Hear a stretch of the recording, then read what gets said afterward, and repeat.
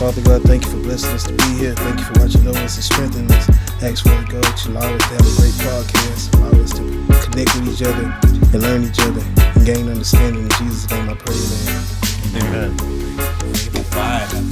Here we go. Let's get this rolling. All these are recording? Yeah, we rolling. Okay. We're rolling? All right. 3, 2, 1, action. All right, we're back again. It's Time Podcast with Sam Nunez. This is Christopher Lopez. Goddamn Sam. All right, we got here a special guest is Ivan Sanchez. Yes, right? sir. Yes, He's sir. right here in the Ivan house right Sanchez. now, and he's gonna share he's gonna drop some jewels out today, and he's gonna share about his life and about his story.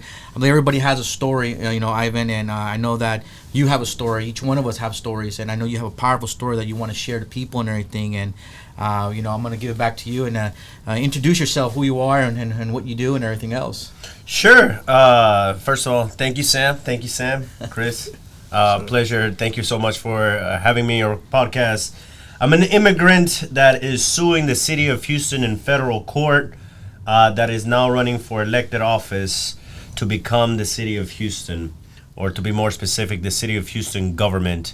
There is a huge lack of minority representation in our city government, and as a political scientist, back in the day, even from a nightclub promoter, from pushing shopping carts at Kroger's, I ended up pushing legislation in Congress, and like our late former Congressman John Lewis would say, getting into some very good trouble lately. Nice. All right.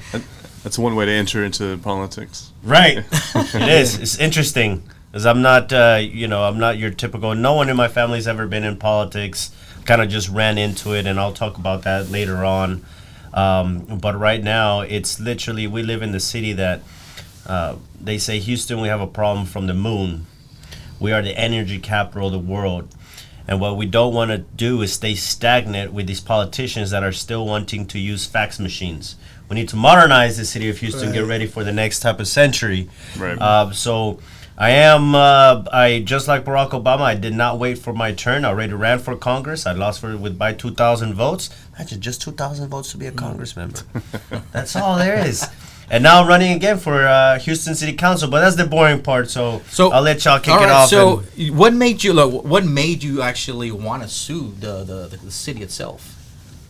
What launched that out? What said, you know what, I'm going after? What prompted is like, Yeah. you know what, I've got to sue them now. So it's kind of it's a Hispanic politics issue. In the city of Houston in 2012, we were 45.3% of the population, but we only had 2 representatives out of 14.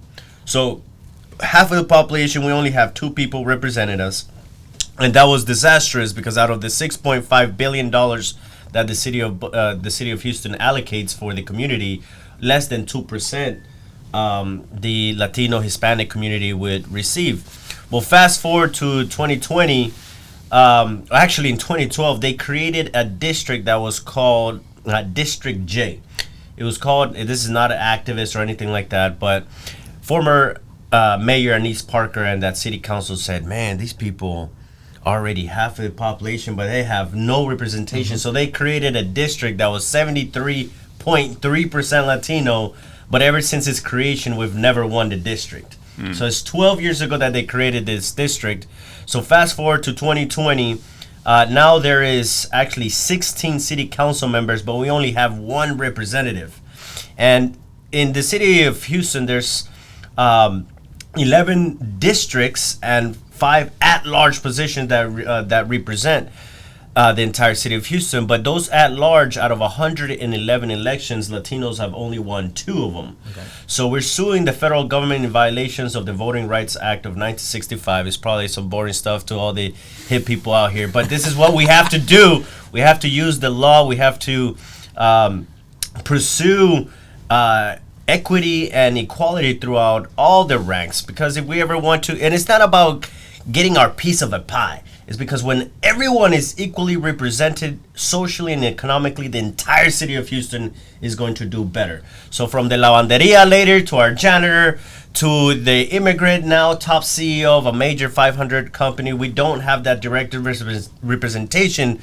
And I believe that we can bring a little bit of that modernization, not only as a young millennial. Well, not young millennials. There's no such thing as young millennials anymore. We're like 45. getting old. I think Yeah. we're Like about 40, 27 to 45 already. So young millennials. As the Hey, next wait a minute. Still young. We're still young. we're We're still- I guess so, right? We're young. I guess so. We're hip. Our energy, we're our hip. energy's really good still, man. Don't worry about it. We're hip old. Yeah, so we're just trying to modernize the city of Houston. Yeah. At the end of the day, I'm catching a lot of heat because if you're not, they're not talking about you. They're not. You're not front page cover saying this is the public enemy number one for whatever it is. You're not doing something right. So it's something very scary, but it has to be done, and here we are doing it. So when did it begin? When did you feel like your political calling? What was that time and moment where you felt called to do and pursue politics? Especially being a minority, like it's the story behind it always, and it's not generational. I'm assuming it's not generational. So you're the first of your ever to go into politics, and how did that happen? It's crazy because, like I said in the introduction, I was a nightclub promoter. Well, how the hell, I was going to say something else, does a nightclub promoter end up in politics? You're like, you know what? Bottle service is not right. We need to activate the government. No, I'm an immigrant from Colombia, and what happened, my family and I came to the United States in an asylum-like manner. My mother and my father were the first two educated folks in a very huge tree of, let's call it how it is, peasants, farm workers, or whatnot. My mother was a prosecuting attorney, and my father a geophysicist. And what happened is, when there's two power couples in the late 1980s, early 1980s in Colombia, there's big trouble. They blew up my mother's office. This is the FARC, drug lords or whatnot. She was putting bad people behind bars, so they blew up her office. My dad was actually kidnapped 4 times. I was 6 years old. So allegedly a fax came to my mom's office saying, next time you put the kids in the school bus, they're not coming back. What does a lioness do when her cubs are threatened? Fight or flight. So she decided to come to the land of opportunity. Freedom, justice, and liberty, and all these different things that I'll get into what is kind of like this marketing that the United States gives. But at that time I was 6 years old, so they told me, let's go see Mickey Mouse. I'm like, oh, Mickey Mouse? All I knew is Disney World, Bill Clinton, and Monica Lewinsky back then. I didn't know what the heck was with Monica Lewinsky. I just, even in Colombia as a freaking 6-year-old, you would hear Monica Lewinsky, Bill Clinton at those times. And so we landed in a shack. We were really well off in Colombia. We landed in Miami in a shack, and I just saw my mom crying over and over and over and over. And I completely didn't understand because she couldn't even get a job at Pizza Hut. She was overqualified, didn't know English. She enrolled at the University of Texas School of Law, graduated law school, began her 3 companies, Gold Quest Group, which is real estate, mortgage, and title company, became the president of the Colombian Chamber of Commerce, sat in the board of Houston Association of Realtors, and all of this. Meanwhile, I was actually being raised in like a boys in the hood environment in H-Town, close to A-Leaf. So at that time, I mean, I saw that I had a superwoman. My biggest stress back in the day, besides getting my first job at Kroger's, was like, what do I wear the next day to impress the ladies? I was like a semi-popular guy in high school or whatnot. So I thought I had everything. I couldn't even see my life without my 100-year-old grandma at that time. And about 2 months after my high school graduation, she ends up passing away. My mother passes away to cancer. And this was such an all of a sudden moment that when I went to MD Anderson Cancer Center, and when you see your beautiful mother, someone that took care of herself, went to fitness a lot, just gorgeous woman with her hair missing and, you know, a little bit of that burnt skin that she had through all the chemos, and I lifted her head. Again, I had spiky hair, guys. I had earrings. We'll probably show the podcast later on of all that. I was like Guido'd out. I was a Colombian Guido. And something happened when I lifted the dead weight of her head, in which I said to myself, I think unconsciously because I went a little cuckoo for Cocoa Puffs, but I said I wanted to be half of who she was. who cares about politics? At that point, I wasn't even thinking about it. But the best degree to get to go to law school, since I promised my mother I was going to become an attorney. I'm not an attorney, but I'm at peace with what I'm doing now and the things that I never thought I could accomplish. But the best degree to go to law school was political science. And what Latino minority that is in club promoting would give a damn about some empty suits? Like, who cares about these people? All these cliche older folks telling us that voting is important. Yeah, that's for you guys. Go play around with your suits. But for us young black or brown or whatever it is, we don't give a damn about it. Right. But so as I was going to my political science classes, you know, thinking of freedom, liberty, and justice for all, and then you go into this upper political science classes where my blood was fucking boiling, learning about private prisons, about I'm a capitalist as well. Yeah. I love a free society, free markets, and all this. But what I'm super against is hyper predatory greed. I couldn't believe that in the United States, out of all the goddamn things that the government controls, it said, here you go, private sector. You control the prisons. Yeah. You invest them. So they're creating a demand for prisoners. Hence, billions of dollars are pumped into these institutions, investors and politicians, so they can streamline young black and brown folks into their prisons. And that made me really like, what the hell did my mama said? Yeah. My mama said she brought us over here, and what the heck is this? And then we go into like upper minority politics class, learning about that we're 45% of the population, but only 4.33% of elected officials. We're less than 1% of the business leaders, less than 0.8% of the nonprofit leaders, and we're such a hardworking people. And it's just, I couldn't believe that this was actually happening. And streamlined too. And I mean, it was like I wasn't looking for it. I was just trying to get my Caesar B's and graduate and go to law school or whatnot. I wasn't really interested on it, but something happened along those lines that I was like, this is messed up. And it felt like a big ass apple that you can't bite. Like, he's like, how do you even tackle this? This is like a mirage of what they've been selling. Yes, I do agree the United States is the best country in the world, but there's this marketing phase that is just like it is the best country. But we brand it as in like, there's no injustices here, there's no government corruption, there's absolutely anything. So myself, I just the last year, it took me 7.5 years to graduate out of a 4-year degree, since I had to push shopping carts at Kroger, sell chocolates at Godiva. I got fired out of Godiva for eating too much chocolate. But that's a different story. And so I was taking all these different jobs and going to night school. But the very last year, I just decided to run for student body president against this mathematician and accountant.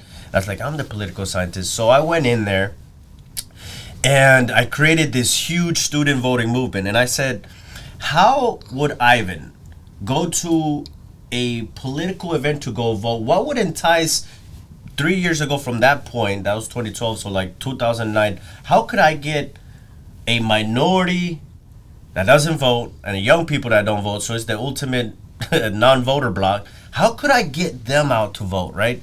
So I just brought a couple of rappers to the school and I created this thing called Walk to Vote. It was like a flash mob fast concert. About 1,200 people came, and this is when I didn't even know how to publicly speak. But I went up there and yelled at the mic like I was Benito Mussolini, and it was just awkward because it was the worst speech of my life. I thought I was like, hey, we're going to revolutionize! And everybody was like, okay, you're awkward, dude, get down. But we all marched, 1,000 of us went to march at the same time, and I didn't know what I was doing at the time. I was like, hey, this is cool. I guess I'm a political scientist. I guess it's cool. You don't even know what's going on. But when all the politicians show up, it was insane, because at that point, I haven't really done anything but become student body president of 14,000 students. But then I get 7 job offers, and I take the lowest paying one. Imagine a member of Congress calling you and saying, I mean, she didn't even ask if I was looking for a job. I was like, Ivan, you're going to work for me. I was like, who is this? I was like, this is Congresswoman Sheila Jackson Lee. I'm like, click. I hung up on her.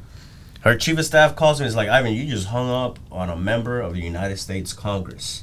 You're going to work for us because what you did, you brought out 65% of the population at your old school voted, comparing every single university in the nation at 5 to 15%.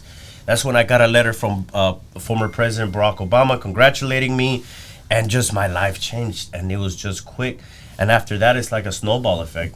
How is this young minority going to be in rooms that he would have never been in? One day I was with freaking Yao Ming, like starstruck, but not trying to be starstruck. Like, oh my God, I'm trying to take a selfie real quick before the congresswoman sees me. To one day with like Hillary Clinton, it was just amazing. But I took it upon myself, like, Mama, I might never become an attorney, but I'm gonna go at this hard. So that's kind of like the story of how I got started into politics. Yeah. So how do you like tune out the outside noise? Like earlier you said you have to deal with people talking about you, saying different things. So how do you get through your day to day dealing with it? Man, it used to break my heart. It really did, and maybe I shouldn't even be confessing it out here. But at first, you want to be liked, right? You're trying to do good. You're doing good, and all these, I guess, because we're such a not generation, but humans want to have the best of everything. If it's the best job or the best rims in your car or the best looking girl, we're very extremely competitive. And once somebody escapes the normal, humanity, sometimes we act like crabs in a bucket because we're kind of jealous or whatever it is. But I know I'm making some really good noise right now, but my former boss, when I told her, like my first year, I worked for the congresswoman for 6 years, but my first year is like, congresswoman, like they're talking shit about me, congresswoman, I don't know what to do. And we were at the drive-through of French's Chicken. I remember that over there by TSU, when it used to be by TSU. Right. And I remember just confessing to her because I was driving her around. I was like, I don't know how to take this. I was like, Ivan, first of all, if they ain't talking shit about you, you're not doing something right. So you better spine up, grow some, because you know what they say about me. So, and I was like, you're definitely right. So throughout time, you kind of just have to play it off as in like, man, let them hate as long as they spell your name right. Yeah. Right? Yeah. You think it's for publicity. All they need is 51% of people to like me. I'm just kidding. I'm not going for that. But damn. Do you think it's like a little bit of like your identity and expectations that were wrapped into that, to where it makes you respond to situations like that? You know, like you kind of forming your identity. You're just getting into politics, and then that kind of gets bruised. And you know, I feel like every time somebody is faced with that kind of stuff, you're already doubting yourself. You're already a minority coming into all this. So when somebody's affirming that and they're telling that you already have the doubt and they're striking you with that, you kind of got to separate. I would assume you got to kind of separate yourself from that and realize that your goal and your ambitions and who you're becoming every day is a lot louder than what they're saying about you. Yeah, man, you kind of just have to move forward. Sadly, though, it is a lot of the noise comes from its own community, my own community. Right. I mean, I wish I was in the front page of the Chronicle saying like, "Look at this promoter trying to run for office," or something like that. That's another scale, and I've been there, done that. But it is coming from the own trenches that I'm trying to change. But that's the problem within itself. If our Houston Latino leaders or black leaders are not pushing for their own community agendas, ride or die style, then it's going to phase out and people are going to be pulling each other down or whatnot. So it's really, I've gotten to a point, if I'm not being talked about in a positive, negative way, then I'm just stagnant. What am I doing? And yes, granted that I was a young dude with charisma, but full of this blind passion that I couldn't put my finger on. So I might have stepped on some wrong shoes or whatnot. But at the same time, I was, as a kid that was unguided by anybody, right, I was just trying to swim in this lake or this ocean. Just like, if you don't know how to swim, you're just kind of like paddling around or whatnot. That was me in politics in the first couple of years. Granted, yes, now I'm more polished and I know what I have to do. But at the same time, it's been a rough ride because you can literally, man, it sucks when you're like at midnight, you're chilling, you're Netflix and chilling by yourself or whatever. I'm not saying anything like that, but you're there, and an email comes on or something, or someone tags you. My stomach still like drops because like, okay, this could be big. This could be like, oh shit, they figured out that I did some stupid shit in 1993 or something like that, right? And so it's like every day is like when I email blast saying, Ivan, you do blah blah blah. I'm always just like, oh my gosh, what's happening? So you do have to have a stomach, but as long as you know that when you actually enter the political real circles, elected office, you're not there to please everyone. At the end of the day, you're trying to help hundreds of thousands of people with your signature. Right. At the end of the day, making policy, creating your vision, modernizing the city, beautifying the streets, paving the sidewalks, getting after school programs. Crime is up. Murder and rape in District J in Southwest by Sharpstown is up by 2. How do you actually stop this? So it's not all the time. You're always going to be criticized. So that's something that I've gotten used to under the congresswoman and running for office too.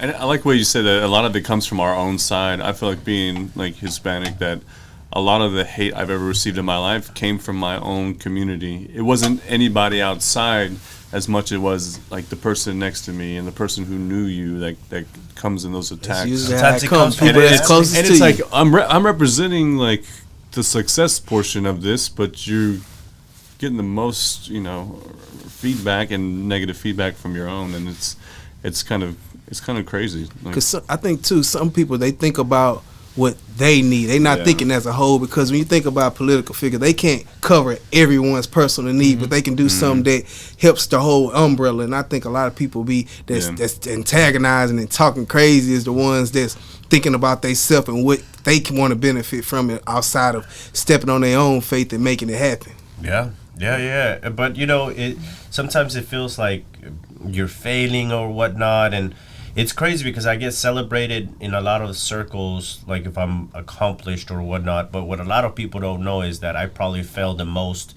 in a lot of rooms. I'm the biggest loser in a room, but it's continuously trying out there. If your community goes after you, what are you going to keep saying that message and double down on it, or are you going to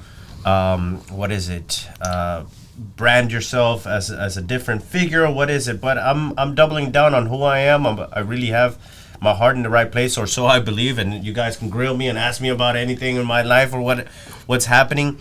But yeah, it does come from their own community. But I tell you what, man, once I went on Fox News National with Carlson Tucker, that actually changed my life for a couple of days, because you go on these. We didn't even talk about immigration, nor abortion. It was just about my candidacy 4 years ago, man. But you get up out of that seat, and I don't know how these national figures do it. And I hope one day I get the honor to be trash talked that much. But I was just there I got literally my 5 minutes of fame, and dude, I'm talking about LinkedIn, Messenger, my Twitter. Absolutely everything was just filled with hate. Every less than 2 seconds there was like a ring, and I had a beautiful, very humble Mexican girlfriend back in the day that she didn't even vote at the time. She's never practiced. So it's our regular people, our people. Right? Most likely, if you don't vote, you're a typical Hispanic, but.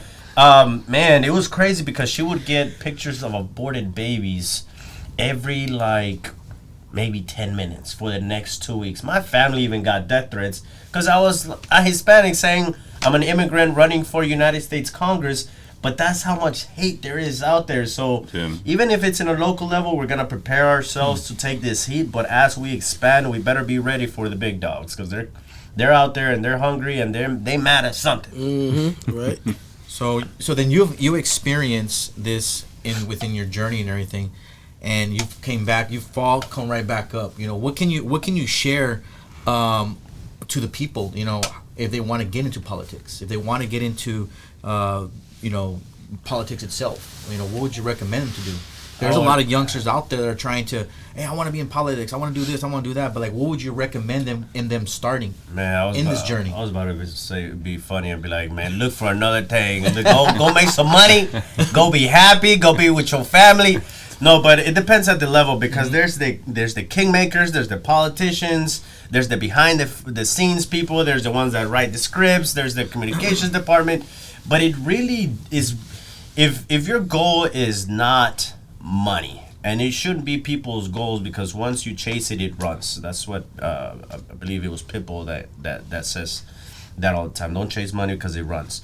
Right. But if your sense is to change your community, because HR departments were having the hardest time figuring out the younger generations when they came into work. So what is your purpose? What do you want to do? And we kept saying we wanted to have an impact. A lot of folks were What is that? Right? Our baby boomers, boomers, they were really weirded out that we kept saying we want to make an impact. And I think impact is making a change. If it's a local change, a statewide, federal, but how do you start? So the best advice that I would have is to get out of your comfort zone, first of all.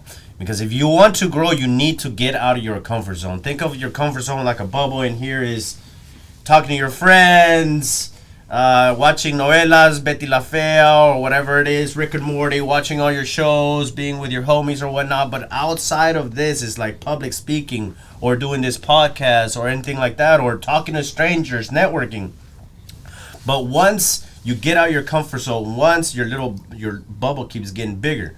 So if you're really into politics and you want to come out, it is literally volunteering for campaigns or come up to these elected officials, because I remember 10 years ago, I couldn't even talk to a council member. I would be so starstruck, bro. I would be like, are you alive? You're real. These people have the same problems. Yeah. They have the same doubts. I couldn't believe that I had a member of Congress after her badass speech come up to me. How was it, Ivan? Was it good? What would you say? Like, these people have the same insecurities. Right. They still miss their families. They still get hurt when people are just like doing slander. Because at the end of the day, they're humans. We all have emotions and feelings. But literally, is find out the purpose. Why do you want to go into politics? Is it to make money? Is it your ego? Is it that you really want to make a huge change? Is that you feel something is real unjust and you want to fix it? Find your passion and then get out there. And then holler at me. I'll get you in somewhere. Know what I noticed though is I've lived in many communities, right? Come from very poor background, poor communities. You don't see as much civic duties being fulfilled at the neighborhood level and so on and so forth. But as I've got the privilege to live in nicer, better communities, like there's a more active presence of participating in the civic duties and the school boards and taking part and leadership within the community.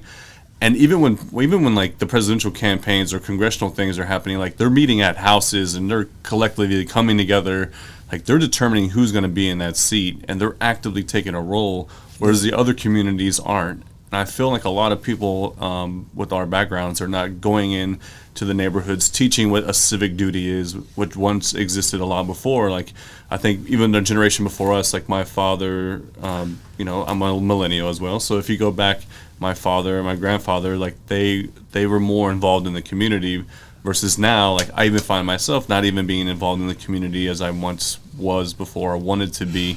And I feel like a lot of those traditions and a lot of those agendas have been put to the side and more, let's get out of here. let's grow up and get out of here. Like we don't want to look back, but we're not fixing what's in our neighborhoods. I mean, I think that this is a problem from the households all the way to the highest levels of government. We know that Nixon's. This is former President Nixon. We know that his drug on wars had a very dark agenda. Right. That was just to go after all the minorities, and this is when private prisons, they always have a name. So I know like ghettos were purposely made with redlining and a lot of red tape to keep neighborhoods really poor and uninterested in politics. They killed a lot of our leaders in our communities. Right. If they cut off the head of the snake, you just have a body that's going to be wobbling all over the place. So I'm a political scientist. I can calculate the voting probability based on age, income, and education, which is how you calculate the voting probability to socioeconomic status. But my the paper that I wrote right before graduating is why, and this again I'm coming back to Latinos, but this is in general for everybody, why Latinos don't vote in the eyes of a new generation, right? We are 50% of the population, oh my God, but we are Mexicans, Colombians, Cubans, Brazilians, Argentinians, Venezuelans. We can't all, because soccer fanatism or pride or culture, we divide ourselves into small segregated circles. And this is in the black community too. I didn't know there was different types of blacks. This is African black and then blah, blah, blah. And so it's so many different variables. I'm not going to bore the audience because it's 36-page paper of what I think of why we're so far behind. So I don't think y'all want to know like why we don't vote. But it's gotten to a point that it's in a lot of our younger, cooler crowds that have influence. Right. It's cool not to participate. Yeah. Like it is literally. I was talking to my former bully in middle school. Now he's a grand follower and he's liking all my stuff and I haven't forgotten, bro. But I asked him because he's a straight up like big dude that he's a car mechanic, and I was talking to him 2 nights ago at like midnight. Just he wrote me a long paragraph. Let's see what he wants, and so I just started talking to him. It's like, why don't you? No, man, them people, they don't give a shit, man. Screw them, dude. I mean, who wants to go over there? No, I ain't nobody have time for that. And he was making it seem cool. I was like, oh, so you're a cool guy. Yeah. You're a cool guy. And I just told you I'm running for city council and suing the city for all this shit, and you just still don't give a damn. It's like, oh, man, I mean, I'll vote for you, I guess, but just tell me when. It's like, and then he offered to help. It's like, let me help. It's like, well, imagine talking to hundreds of thousands of yous. Do you think you can convince another you if you don't have that partnership? Right. It's extremely hard. A lot of people program too. Like I feel like the United States have programmed a lot of people into thinking a certain type of ways. Even when you think about the fear, when they think about building up someone, like you say, you taking the different hits and taking the different slanders or whatever because you actually got a purpose. But it's a lot of people. Let's just say in the black community, we could say with the Panther Party, how they cut them off. So it's like it's a fear right now. Everybody feel like if they mind their own business, everything will be fine in their world and they focus on what they can. But I think it's great that you intact with the people, and then by you being a promoter, that right there, do you feel like that helped you out by being a people person?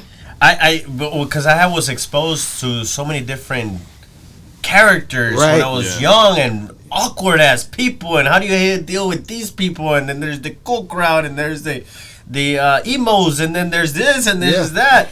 But the thing is that as I was doing that, now, I mean, fast forward, I am the founder and president of the largest millennial organization in the nation. Is Houston Millennials, a nationally awarded organization that promotes millennials into positions of power in the public, private, and nonprofit sectors. We do this through 7 committees. There's a women's committee, networking, business, politics, health and fitness, and community service. But I found this organization when I was working in Congress. If you think I look young, look, I have a puppy face, man. I'm trying, bro. I don't get this. Hold on. I got quinceañera hair coming out sometimes. Quinceañera hair, right? Yeah. But imagine 10 years ago, I literally looked like a quinceañera when I was 25. I'm 35 right now, right? But I was working in Congress. I had this title, and I would go to so many events on behalf of the Congresswoman. Right. And everywhere that I would go, man, they would shake my hand like this. And I'm like, man, I work in Congress, damn it. Like inside I was like really pissed off and seeing all these cotton heads when I'm talking about, white people with their nice suits and stuff like that or whatever. But I would always go and I wouldn't get the right handshake. So one night on December 28th, because it was between both of those holidays, New Year's and Christmas, I went to 3 events and I counted 36 hands that wouldn't shake my handwriting. Even though I was there on behalf of Congress, and then they would invite me to do a speech, and then now that everybody wants to meet me, so I was like, man, I bet I'm not the only person that's feeling like this. And I went home and I created this group called Houston Millennials Group Page, and I said, if you want a respected group of young professionals, add 7 people. Because if you Google millennials, we're lazy and entitled, and I believe what we lack in experience will make up in drive and ideas. We're the next force. We have supercomputers in our freaking pocket. Sure enough, I woke up the next day to 1,200 people in that group, and everybody was like, just on the comment section, just not talking shit, but what the hell is this? It's whatever, blah, blah, blah. Everybody was active, but then I was like, hey, well, there's something here. Right. But if I could make this into not just sweaty, nasty suits that just trading cards, but we can do this as professional networking, but with some type of vibes, like we are literally here. Have you ever been to my networking events? I have. No. It's like, it's fucking. I'm waiting for my invite. No, it's good. Send you to right now, man. We had actually a booth there. Oh shoot! Which one did you go to? I believe it was I know you have it on close to the Galleria.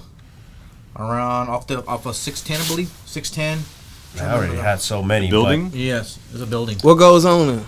So we started just with the networking committee. Mm-hmm. I didn't think of anything of it at first. It was just Houston Millennials. What are we doing networking? But as my networking eyes, like, how do I make this cool so people would actually feel like have FOMO, the fear of missing out. Yeah. Right? So instead of just networking or something like that, I would put Millennials After Dark, professional networking, full LED lights, absolutely everywhere in some cool venues or whatnot. And sure enough, man, I mean, this March 30th, we're going to have 800 to 1,200 people at the Hilton rooftop for just next networking. But imagine, there's no dress codes. I always come out with my suit and tie or whatnot, but we don't want to.